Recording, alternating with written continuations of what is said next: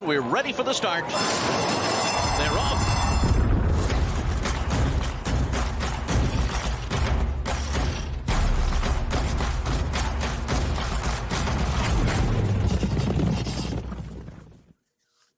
And a pleasant Tuesday, everybody. Welcome into It's Official. I'm Jeremy Plonk from First Bet, joined by Jeff Siegel, First Bet and Express Bet blogger extraordinaire. Jeff, you've got a lot on your plate this time of year, but we've got records to look at from the past week. We've got Triple Crown trackers. We got stars of tomorrow. This is going to be a fun week. It is. I worked simulcast yesterday at Santa Anita and put this or contributed to putting this together last night, and I didn't realize so much was going on. I said, "Wait a minute, we got a lot to cover in this show, and it's going to be that way all the way through the rest of the winter into the spring as we approach the Triple Crown. Good racing around the country, lots of storylines to cover, lots of elements to show, and someone we really do want to pay tribute to, Steve Asmussen, who broke the record. I'm glad he broke it yesterday so we can talk about it today. Yeah, the President's Day winner at Oaklawn yesterday, number 10,000 for Steve Asmussen in his career, the first to get there. And he's our first topic of 5 on the big board this week, a tribute to Steve. Let's go back to Vic Stauffer's call yesterday at Oaklawn Park, sitting on 9,999 wins. Steve Asmussen with a horse named Bet He's Ready. Bet He's Ready, still a length and a half in front. Life on the Nile is second. Bet He's Ready, Life on the Nile. History at Oaklawn Park. Racing immortality for Steve Asmussen. Win number 10,000, Bet He's Ready.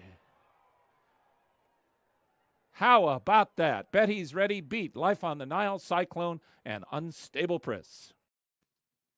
Kind of apropos, I think, for it to happen in that part of the country in the Mid-South at Oaklawn. Much of Asmussen's career there.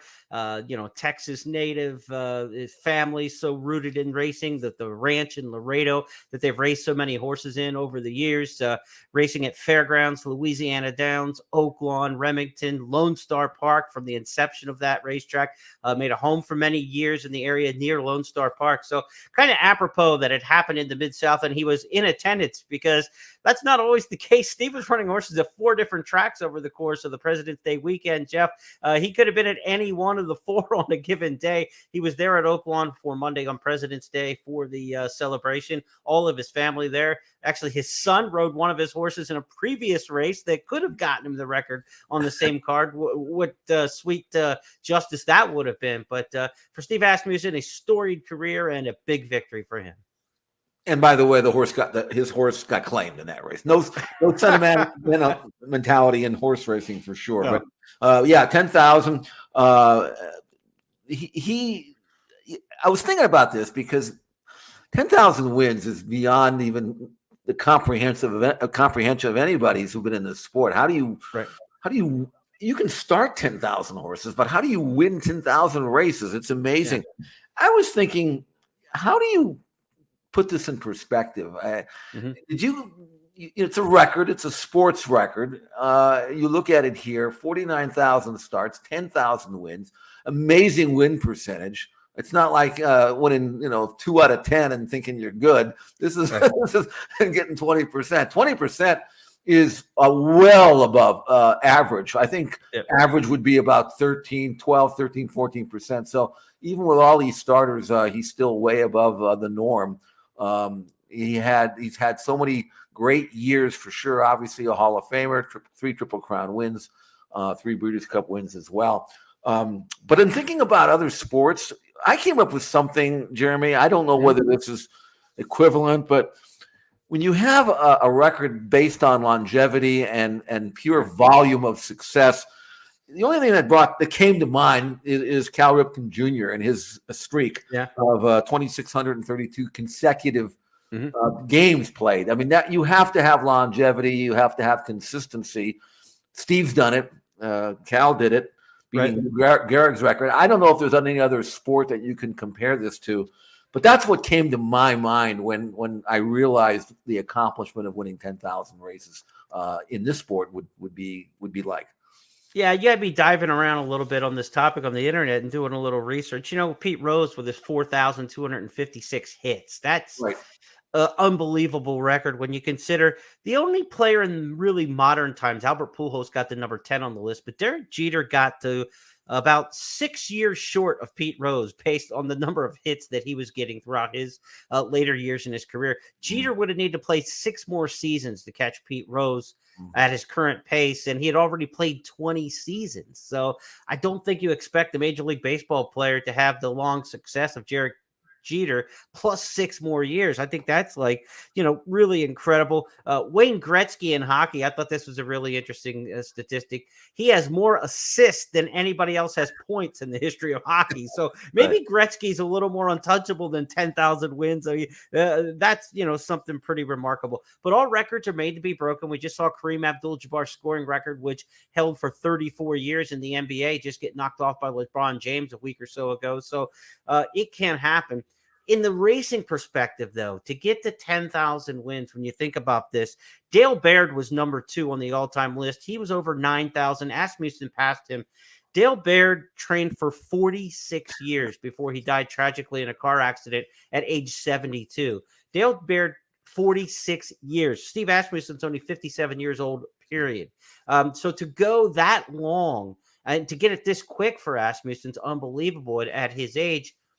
You just look at the lists and you think, D. Wayne Lucas and Bill Mott combined don't have as many wins as Steve Asmussen. It's unbelievable to think that, but it's true. So you're looking at 200 wins for 50 years to get to 10,000 when you just do the hard math. And that's incredible.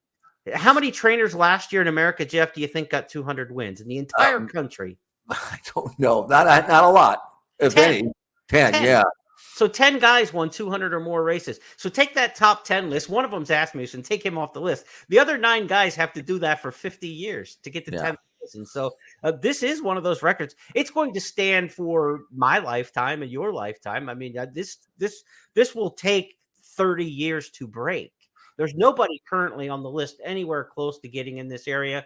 Guys like Carl Broberg or Jeff Runco in West Virginia perhaps are young enough, but they're in like the 4,000 win range now. They got to win 6,000 more races. I mean, again, 200 a year, that's 30 more years for those guys. They may be young enough that they might still be doing it in 30 years, but I doubt it. That would put them well into their 80s. So I don't see it happening in our lifetime. Well, and yet all that you just said, all true. But Asmussen isn't actually, if you can believe this, the leader in the entire world of racing. Right. Even 10,000 doesn't put him on top. There was somebody by the name of Juan Suarez, who is 80 years old, who has won 10,336 races, or so they say, in Peru. So, but I have a hunch he'll blow by Juan like he's standing Might still. be the end of this year. He's winning in the 300s right now. He's 300 behind him. So, maybe Juan, about this time next year, we'll take Juan out. For the sure. World record. Yeah. I mean, I don't know about the records they keep in Peru though. So, whatever. One of the other things I think that protects this record in North America is when you think about the Dale Baird number, and we talked about, 46 years in training for him at Mountaineer, Old Waterford Park. Sure. That was a track that ran 5 nights a week, 52 weeks a year, right? There were no breaks. And, in those kind of years when Charlestown, Penn National, Waterford, when those were running high operations, they were running 230, 250 race dates a year, kind of a closed circuit, not a lot of people coming in and out of those places. So if you were the dominant barn there, you got a million opportunities to run all year long. Even places like that are only running 120, 150 dates a year now, and 8 race cards and 3 days a week and things like that. I mean, you're not going to see anybody planted somewhere like Dale Baird to able to run up those kind of numbers with those number of race dates available. The one thing about Asmussen, though, and he isn't a guy who got it all at one track, right? He's the leading trainer at about 5 different tracks all time. I mean, he has the most wins there. I remember an interview with him not too several years ago, whatever. But somebody said, he drives everywhere, right? He drives his pickup truck everywhere, from Grand Prairie, Texas, to Laredo, up to Arkansas, to everywhere, to Kentucky. He's going like Houston to Churchill 1,000 miles in his truck back and forth all the time in the middle of the week. He'll show up in the winner's circle on a Thursday night at Remington Park out of nowhere, checking on a string of horses, driving how many hours to get there. I remember one time somebody asked him how many miles were on his truck, and he said there was more than 800,000 miles on the truck. I mean, that should be a commercial right there, Right. for one of the truck companies. But Right. tireless, compulsive, obsessive. You have to be those kind of things to put up the kind of numbers and do it the way that he's done it. All the while, going through some family problems, with his wife, Julie, having cancer and overcoming that in recent years and getting her back to good health. His sons growing up and now becoming jockeys and working with him in the barn and things like that, raising a family through all this, a lot of travel. Now, the other part too, I want to put a comma on this because I don't want to be all sunshine and glory pumper here. He's had a few medication issues over the years, running 49,000 horses, as you'd suspect he might. He currently would be under suspension, if not being under appeal, for a 30-day suspension right now. So these are parts of the game. These are parts of life. We don't want to seem like we're just, celebrating everything and forgetting about all the other stuff. There are other things and commas to every story. But with Steve Asmussen for this week, the absolute story is the appreciation of the 10,000 victories, because nobody else could get there. I mean, it is a tireless work ethic that, frankly, I don't think many other trainers would even want to do, Jeff. I mean, to run that kind of vast operation. I remember back in 2001, Barry and I, for Team Valor, had purchased a 2-year-old filly. We could afford it because she was a Michigan bred and had no pedigree, but we watched her win a race at Churchill for a different trainer, and I called Barry up and said, this filly is a 2-year-old filly. It'd be great for Saratoga. She's fast. We won't have to pay an arm and a leg for her because a small outfit owns it. I don't know whether they'll sell her, but check it out. And Barry completed the deal, the purchase of a filly by the name of Cashier's Dream. And then he said, okay, well, now what do we do? I said, there's this young guy. He's been training about 10, 12 years, but he's only starting to get good. I think this guy, Steve Asmussen, is going to be okay. Why don't we try to get in with him? He doesn't start that many horses. He's kind of a smaller outfit, but I think he can train. And I know his brother Cash, because he rode out here at Santa Anita, good horseman and all that. Yeah, let's give him to Steve Asmussen. So we gave this filly to Steve Asmussen. He won the Spinaway that year, won 2 or 3 stakes, and but here's the story: is not that we won a race or that he was good. He was a really, really easy guy to employ because the communication was great. I mean, he was a great guy to be around. Smart, obviously good horseman, but no prima donna by any stretch of the imagination. No. Very easy to work with. Thoroughly enjoyed our association with him with Cashier's Dream, and we didn't have that many with him after that, but it was just a good guy, and I wasn't surprised he became really good. Not maybe this good, but down the road. The other thing that I wanted to bring up is it was this was in 2009, and I was working for HRTV covering the Preakness that year, and it was Rachel Alexandra's year, and he'd only had the horse for a little bit, but after the Preakness, which is one of the most memorable races I've ever attended in my life and broadcast, when he beat My Nat Bird, of course, the storyline there with Calvin Burrell jumping off the Derby winner to ride Rachel, who had come off this 20-length win. And we were back after the race. You remember that the party they have at the back, and so I'm on the air broadcasting there a post-race analysis of Rachel Alexandra, and during one of the commercial breaks, I get a tap on the shoulder. Scott Blasey had come over, and he says to me, "Would you like to see Rachel?" I said, "Yeah." So he takes me over off the set. We go over. It's more security than the president would get, after this race in that Preakness barn. And he said, "No, he's okay. He's okay." He's running to me. I went and kind of patted Rachel on the head, and I'll never forget. I'm not sentimental when it comes to these things, but he had remembered the association we had with Steve, and he said, "He's good. Let him come back and see Rachel." And I saw her for about 10 minutes. Didn't even have a cell phone. Couldn't take a picture. What an idiot I was. this is the kind of guy Steve and Scott are and were with us, and nothing but just good feelings for that barn. And I'm so happy to see him break this record. And congratulations again from our team here at It's Official and First Racing.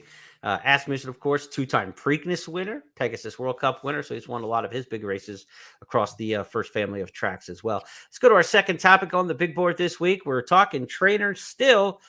And the question is, who gets what? Because the flux of Bob Baffert horses have begun to leave his barn. They will have to leave his barn by February the 28th, 1 week from today, in order to be eligible for Kentucky Derby points and to run in the Kentucky Derby itself. So Jeff Siegel, with a little help from reporting from DRF, we've got a little recap here of where the Baffert transfer portal horses are and where the future lies for those on the horses on the right-hand side. We saw Harlow Cap run in the Risen Star unsuccessfully after pressing the pace on Saturday at Fairgrounds. He's already made the move. Reincarnate is entered in the Rebel Stakes. We'll talk about that coming up a little bit later. That race coming Saturday at Oaklawn Park. Horses like Arabian Lion, Carmel Road, Hijazi, and Fort Warren were all nominated under these trainers' names to the Gotham Stakes. So that information is kind of out in the public in that respect. Then the horses on the right, Jeff, any updates you can give us, what you might know, what you might assume, where you might project? We see some of these star horses from Baffert where some will make a move in the next week, some may not.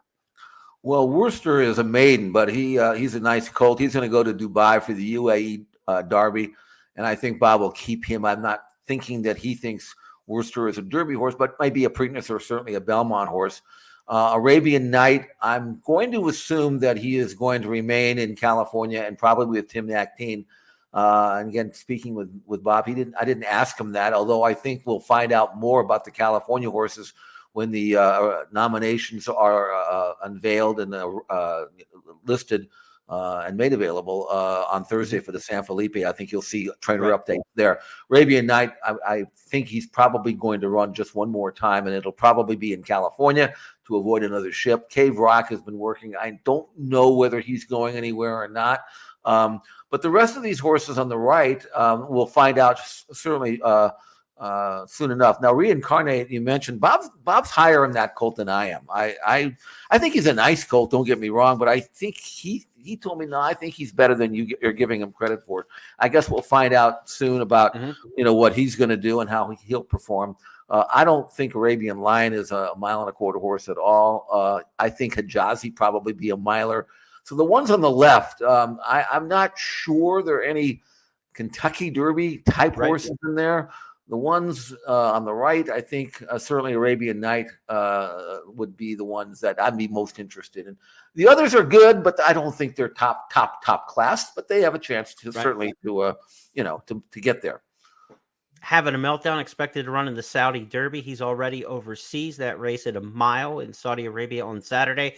Post draw for the Saudi Cup and the Saudi Derby will be tomorrow in Riyadh. So maybe we'll find out a little bit more on Having a Meltdown after that race. Hard to figure. Perhaps headed to Florida, I believe, nominated for some of the races down at Gulfstream as well. So there's a lot of movement and shaking still to go on with these horses, Jeff. But that deadline approaching in just 7 days. This is a strange year.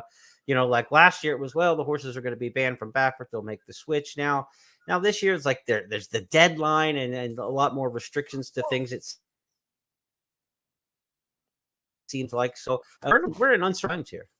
Well, here's another thing. Last year, Baffert was not allowed to attend to even be at Santa Anita on the ground. So these 3-year-olds he turned over were kind of they were doing their own thing apart from Bob. This year, Baffert is at Santa Anita, and he can sit out in the grandstand and watch all the works and make his own notes. What he can't do, or at least what he was told he couldn't do, was he's not allowed to consult or advise any trainer who takes over his horses. So he can watch all he wants. I don't know how they, enforce that, but it'll be interesting to see. He's told me he's playing it as straight as he could be. He just wants this thing behind him now and then get it over with. But I don't know whether this is the strongest crop he's had. I certainly think Arabian Night is a high quality top 3-year-old, maybe the best in the country.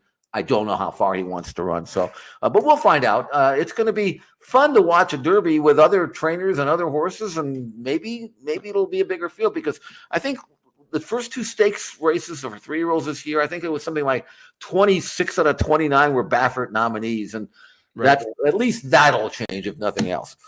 Right, we get the Santa Anita Derby. Let's do our Triple Crown tracker now. Our third topic, spring regular here, winter spring. We've had some races at the fairgrounds to talk about over the past few days. Angel of Empire winning the Risen Star Stakes. Let's take that one first off, Jeff, and go back to the stretch run of that race from the top of the stretch coming home. Angel of Empire is going to be towards the outside in the white bridle. The 10 horse coming on splitting, or 6 horse, I should say, coming on between and splitting rivals and making the front here at this point and going on the victory. Your thoughts on Angel of Empire? Well, he's a progressive colt by Classic Empire. He should get the trip. And in this race at 1.125 miles, you can get 1.125 miles at this stage. You probably get 1.25 miles. Workmanlike, 89 buyer is not going to impress too many people. I figure at this stage of the prep season, almost into March, you should be earning buyer numbers at least in the mid-90s. So not a great race. Although I will say, if you look at his form, he's 3 out of 5 with 1 second. His numbers have steadily risen. He's not brilliant or anything like that. Workmanlike, tried to get the trip. it was a disappointing race to me, for sure. 2 fills who looked like he was going to win kind of hit a wall late. Right. Sun Thunder's form is just average. And the one that really flopped badly, I thought, was the favorite, Victory Formation, who didn't get out that cleanly, Jeremy, but you got to run better than that. Come on. Yeah. I mean, he was 3 wide onto the first turn from the outside post, but it wasn't a bad spot. He just had nothing. He couldn't keep horses hemmed in when he needed to, and then he just started retreating from there. So, yeah, definitely a big disappointment there for Victory Formation. The one thing too is you'll see in Countdown of the Crown when it's published on Friday, but I started writing some of the recaps yesterday. The top 3 finishers in that race almost had the identical trip. They were lined up in the same path, about 3 lengths in front of each other, and they all made the move at the same time. It kind of looked like a train car being pulled around the track. And They all got the same trip, and they all ended up 1, 2, 3. At one point, they all split off and went 3 different directions. One went wide, one went to the middle, one went down to the inside. Sun Thunder got the great trip on the inside and still wasn't good enough to win. But when all 3 horses trying the same trip end up 1, 2, 3, it almost tells me that it was the trip that got it done as much as the individual horses. So the way that race set up, the way everything shook out, you probably could have put 3 or 4 different names in those spots. And had they went for that same kind of trip, all ended up with a different result. So I think it's kind of more than those races. It's kind of a symptom of what happened versus who was in the field. And so they've got to prove it to me coming down the line. The one thing we do know too, because earlier on the card, Dennington came back, a horse who was just, 4th beaten 10 lengths in the Lecomte. He came back and won a major allowance race, and we'll talk about that in a second. But that kind of told me that the Lecomte winner, Instant Coffee, might be better than we're thinking. And what I saw in the Risen Star wouldn't beat Instant Coffee. I don't think any of those horses in that race would. Right. So the Lecomte winner, who was sitting out this leg to probably run in the Louisiana Derby, looks like the strongest horse in Louisiana. Talking about Dennington, the horse who for Kenny McPeak came out of that race and won an allowance race, that I thought there were 2 horses on the undercard who were good enough to win the Risen Star. And neither one of them ran to expectations. Those were First Defender and Banishing. Both well bet. They were like even money 6-5, co-favorite kind of situation in allowance race on the undercard. They were as disappointing as any 2 horses on the entire program, because I really thought they had something. I mean, we saw them both win their maiden, and how could you be any less impressive than they were? And this sport can really humble you, because you think you've got something, and you're obviously at this time of the year, if you've got colts like these, you're dreaming the Derby, and all of a sudden that whole dream is just splattered on a wall at the quarter pole when you realize not only were you not going to win, but what the heck, I mean, this is depleting, So this sport will do it to you. And I looked at both of those colts and saying, okay, it's just an allowance race. They're doing the right thing. Yeah. They're making the proper progression, First Defender and Banishing, and neither one of them, I mean, yikes. So tough. They're off my list for sure. But and I'm still trying to figure out what What do I think of Forte? I don't know. I mean, I watch him run. I watch him breeze. There's not a lot of goosebumps here on the colt on the outside. He's going to run pretty soon, and he's having to be urged and niggled at and just I don't know. I mean, it's a good work. It's not a great work. It's okay, and he's asking him to gallop out here. He's kind of slowing down. I maybe I'm spoiled because I used to watch American Pharoah and Justify and work out here. They work in 58 with their neck bowed, and this is the leader of the division, and not to me. I mean, I guess he still is on resume, but man, I wanted to see more. We haven't seen a lot from the key 2-year-old races last year. We haven't seen Blazing Sevens back. Loggins was sidelined. We haven't seen a lot from the juvenile that, makes you feel like, okay, well, Forte was better than them. So he's like up here and the rest of them are down here. Yeah. It just feels like we're shuffling around here. I think Instant Coffee's looked good, with the one race back this year, and he won in November in the Kentucky Jockey Club. Arabian Night obviously looked good at Oaklawn in winning Southwest. Or was it the Smarty? He won the Southwest, yeah. So those two maybe, have been like the most impressive races that we've seen so far this year.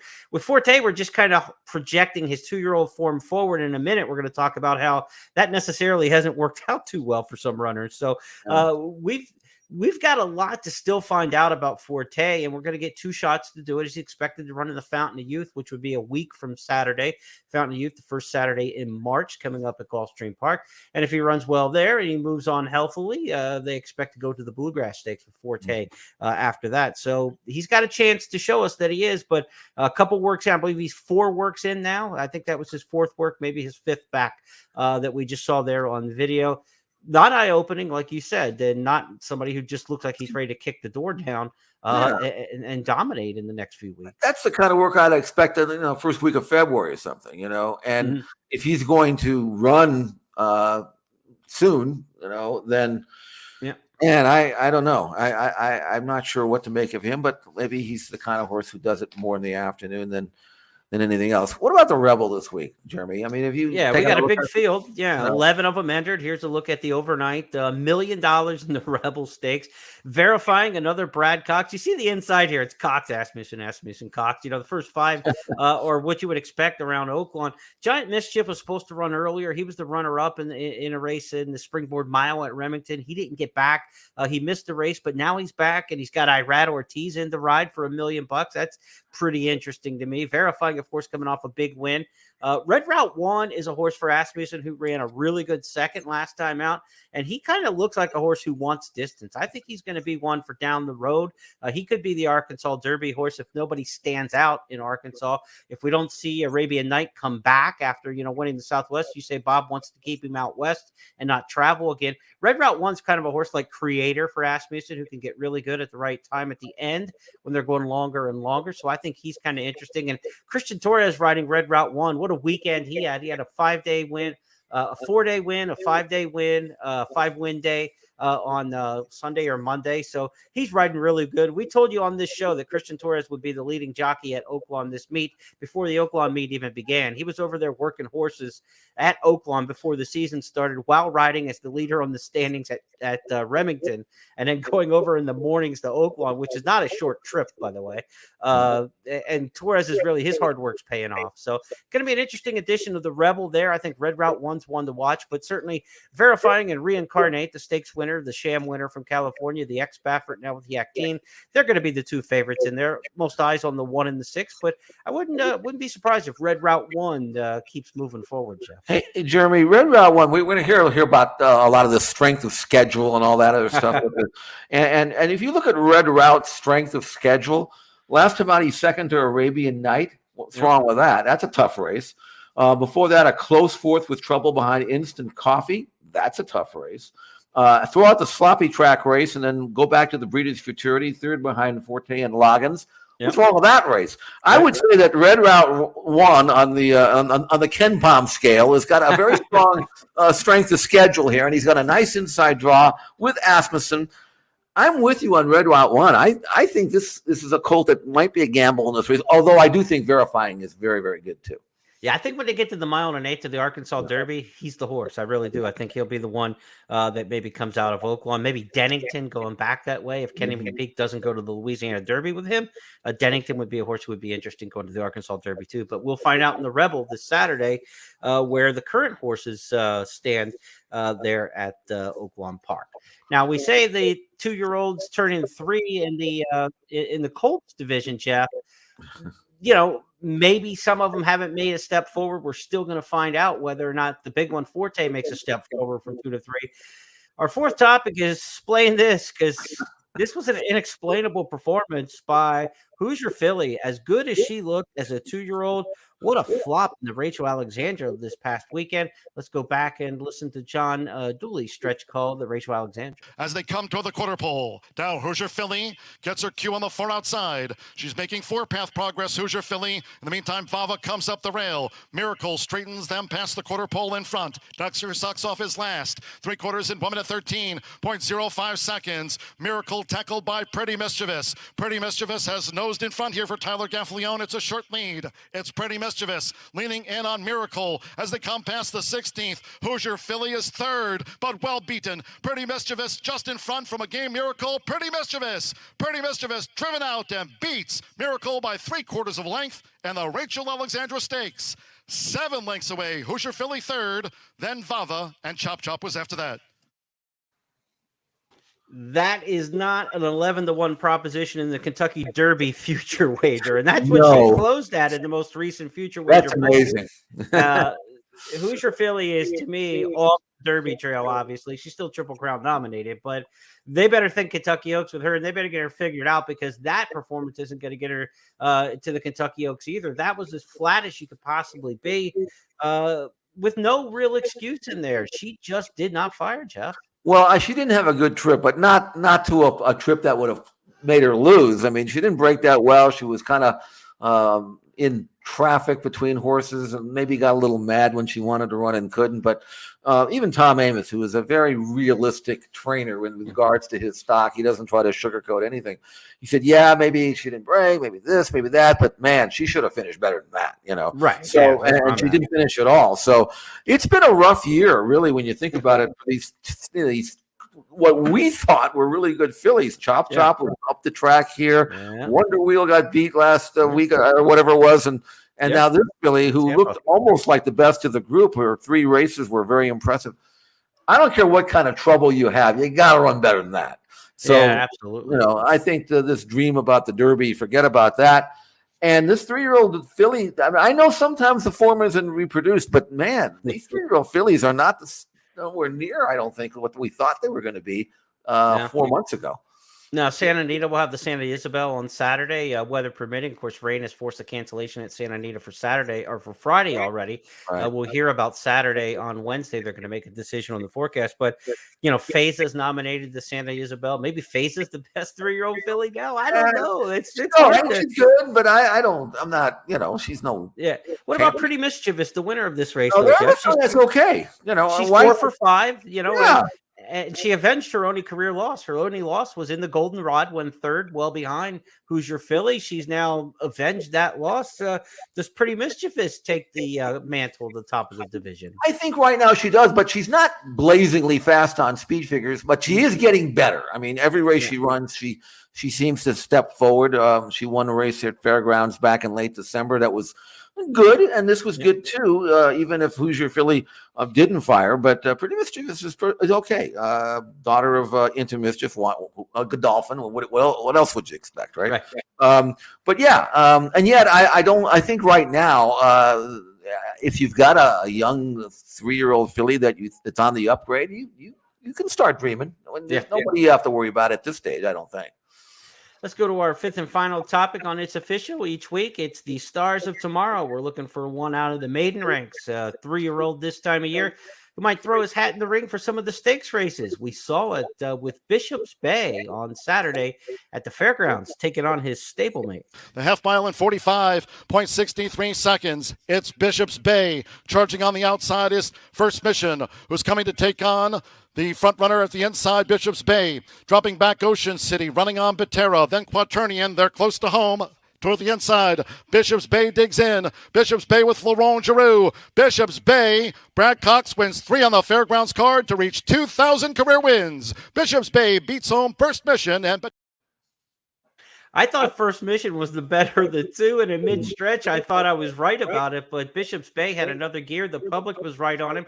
Cox was bullish on the horse, too, and said he had been working better than First Mission in some of the mornings that we didn't have privy to the video to. So, look, this is another good set of 3-year-olds for Brad Cox, and he just keeps building his arsenal.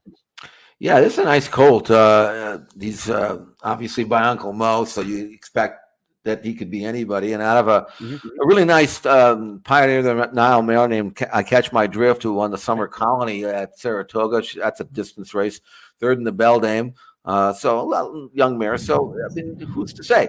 Now, Bishop's Bay, you wouldn't think at this stage of the game, having won a 6-furlong sprint, if he would be seriously considered to be a Kentucky Derby type of player. Brad Cox is saying, I think I'm going to run him back, and now one is a 2 going short. So I don't really think we're going to see much. He might be a 3-year-old later in the year, maybe even as early as the Preakness. But I don't think Brad, who's got 38 other nominations, I don't think he's thinking that this is going to be. He's going to push the button too hard on this colt. Too well bred, too nice. I mean, good win for sure, and give him some time to be ready for better competition without throwing him into the fire so quick. Yeah, and there's a very lucrative second half of the year for the 3-year-olds as well, right? So if you've got money to get you up to Kentucky and beyond, use the other ones for the second half of the year. That's going to wrap up our 5 topics this week on the big board, but we've got one bonus topic for you this week. We talked about Steve Asmussen's great accomplishment of 10,000 victories. Jeff, as 2 guys who can go to the barbershop and be out in 5 minutes or less, we have to give credit where it is due. Steve Asmussen's hair through the years. Picture on the left is the early 1990s at Remington Park. My buddy Dale Day posted this one on Twitter the other day. Steve had the super mullet gone with a lot on top. I mean, that was a great look in Oklahoma back in the days, the tight pressed jeans. A little bit later, he had the Lion King scraggly look on the far right, cleaned up a little bit more recently with that photo in the middle. Over the years, we would be envious to have hair like this, Jeff. Well, the one picture we don't have is the picture that of his hair when he trained for me, 22 years ago. He actually had a normal haircut then, brown hair. Neatly cropped, not long, not short, just like a normal, good-looking haircut, And he went through that phase, But then after that, he decided, I'm going to step out of my comfort zone here. And I wish I could have hair like that. I would comb it, but I wish I had it. A little fun at Steve's expense, but look, he's enjoyed it, obviously. It's a signature of his, the hair, and something that people since the social media age really has taken off in racing have had a little bit of fun with it. I believe one of the Beamy Awards one year that Jason Beam did was something to do with Steve Asmussen's hair was one of the awards as well. So we have a lot of fun with it on social media, but look, there's not a harder working trainer in the game, maybe ever. And congratulations to him to the accomplishment this week. That'll wrap up our 5 topics this week on It's Official as we go through them. The tribute to Steve Asmussen. Who gets what? We looked at Bob Baffert's horses and where they are and where they may end up. Our Triple Crown tracker took us primarily to New Orleans this weekend, and we looked ahead to Forte working in Florida, as well as the entries for Saturday's Rebel Stakes. Explain this. We can't quite figure out what happened to Hoosier Philly, but we know she's not near the top of the Kentucky Derby talk anymore. And in our stars of tomorrow, Bishop's Bay put Brad Cox with another bullet in the holster for his impressive 3-year-old arsenal. That's going to wrap up It's Official for this week. Jeff and I will be back on Friday for the First Call podcast. Saudi Cup week, Jeff. You got the Rebel Stakes, plenty of handicapping to do between now and then. Yeah, and a Noah's Ark type of rainstorm coming into Southern California. We won't have racing at all on Friday. Cancel that. And then Saturday is in jeopardy as well. We'll learn more about that later in the week, but it's going to be a flood here. I'm up on top of a mountain, so it'll all roll down. I pity the people that live below me, but that's their problem. There was hellacious thunder and lightning right outside my window here about a minute ago on the podcast. I don't know if that came through on the mic or not, but I hope I'm not getting the Noah's Ark rain that you're looking forward to. Right. On behalf of everybody with First Technologies, First Bet, and Express Bet, and my partner Jeff Siegel, I'm Jeremy Plonk. Have a great week. We'll talk to you on Friday.